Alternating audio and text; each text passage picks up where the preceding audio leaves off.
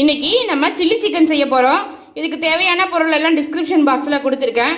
வாங்க எப்படி செய்யலான்னு பார்ப்போம். இப்போ சில்லி சிக்கனுக்கு நம்ம பேட்டர் ரெடி பண்ணிடுவோம். இப்போ பார்த்தீங்கன்னா நான் 1/2 கிலோ சிக்கன் வச்சுருக்கேன்.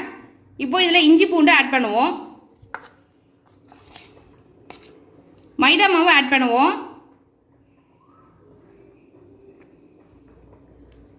கார்ன்ஃப்ளவர் ஆட் பண்ணுவோம், இதுக்கு தேவையான அளவு சால்ட் ஆட் பண்ணுவோம்.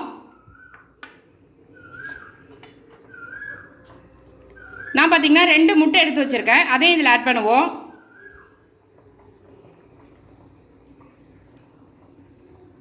ஃபுட் கலர் கொஞ்சம் ஆட் பண்ணுவோம்.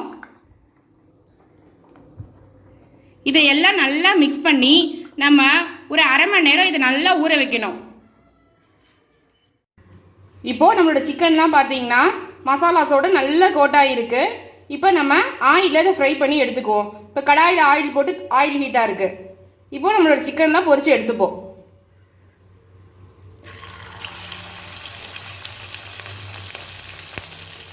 இது பார்த்திங்கன்னா சிம்பிளாக நம்ம டேஸ்ட்டாக வீட்டிலே செஞ்சு நிறையா சாப்பிட்லாம்.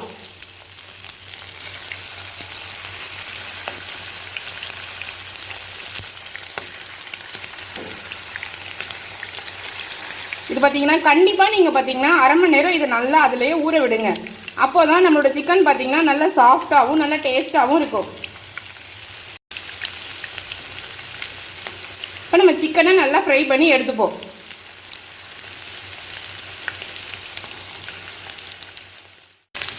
இப்போ நம்மளோட சிக்கன்லாம் பார்த்தீங்கன்னா நல்லா ஃப்ரை ஆகிடுச்சு. இப்போ இதை நம்ம தனியாக எடுத்து வச்சுக்குவோம். கோட் பண்ணுறதுக்கு ஒரு மசாலா ரெடி பண்ணுவோம்.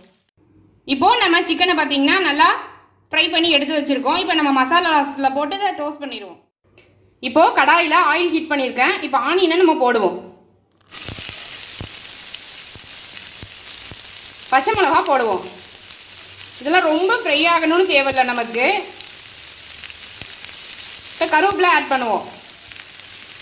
எல்லாத்தையும் இப்போ நம்ம நல்லா வதக்குவோம்.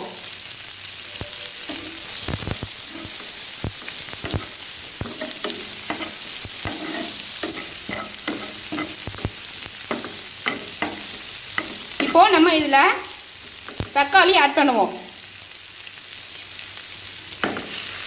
சின்ன சின்ன பீசஸாக கட் பண்ணி வச்சுருக்கேன் தக்காளி ஸ்லைஸாக. ஏன்னா நம்ம சிக்கனோட சாப்பிட்றப்ப பார்த்தீங்கன்னா இது நல்லா இருக்கும். இப்போ நம்ம சில்லி பவுடர் ஆட் பண்ண போகிறோம். இப்போ இதையும் நல்லா வதக்குவோம். இதெல்லாம் 1 நிமிஷம் நல்லா வதங்கட்டும். இப்போது நம்ம தக்காளி வெங்காயம்லாம் பார்த்துங்க நல்லா வதங்கிடுச்சு. இப்போ நம்ம சோயா சாஸ் இதில் ஆட் பண்ணுவோம்.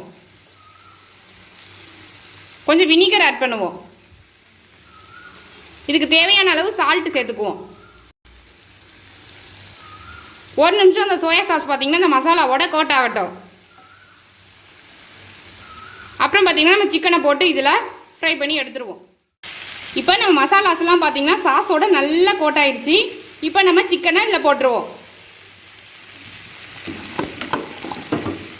2 நிமிஷம் சிக்கன் பார்த்திங்கன்னா இதில் நல்லா கோட் ஆகணும். இப்போது நம்ம ஃப்ரை பண்ண சிக்கன்லாம் பார்த்திங்கன்னா நல்லா சாஸோட மசாலாவோட கோட் ஆயிடுச்சு. 2 நிமிஷம் முடிஞ்சிருச்சு. இப்போ நம்ம கொத்தமல்லி போட்டு இதை இறக்கிடுவோம்.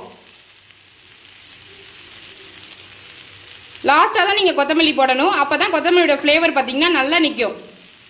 இப்போ நான் அந்த பிளேட்டுக்கு மாற்றிடுறேன். இப்போது நம்மளோட சில்லி சிக்கன்லாம் பார்த்திங்கன்னா நான் பவுலுக்கு மாற்றிட்டேன். இந்த ரெசிபி உங்களுக்கு பிடிச்சிருந்துச்சுன்னா அறந்தாங்க எம்மி ஃபுட் சேனலை சப்ஸ்கிரைப் பண்ணுங்கள், லைக் பண்ணுங்கள், ஷேர் பண்ணுங்கள். தேங்க்யூ ஃபார் வாட்சிங் மை வீடியோ.